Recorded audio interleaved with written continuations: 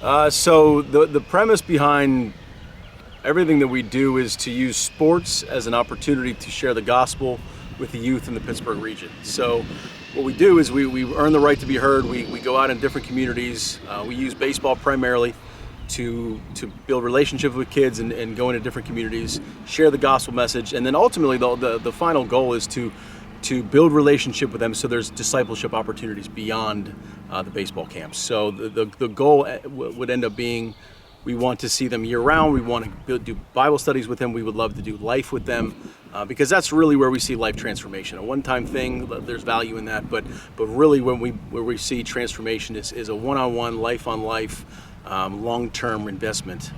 So sports is the beginning of that, but it's really the vessel, the vehicle we use for discipleship. So there's a young man that attended our baseball academy last summer.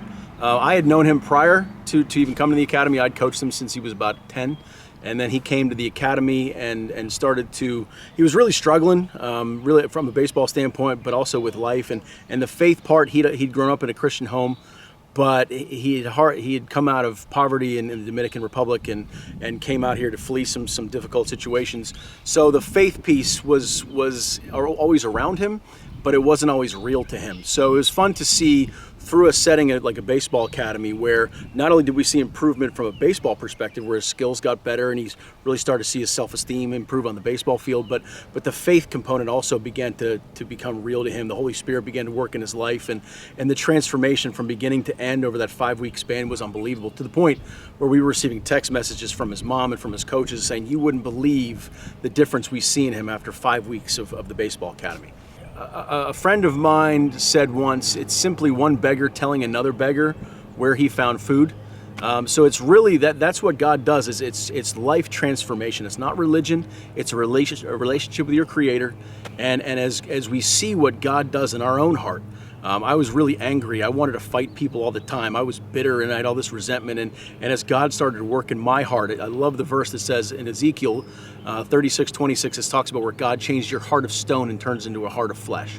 That's my testimony. So anybody that's skeptical, that's why God gives us testimony. So that we can say, hey, this is not just about following a bunch of rules. This is about a God who created you, who knows you, who loves you, and wants to be that for you. So it's so much deeper. And as you start walking closely with Jesus, you allow the Holy Spirit to do a deep work in your life. It is literally transformational. And that's what we try to do with the work that we do with the coaches.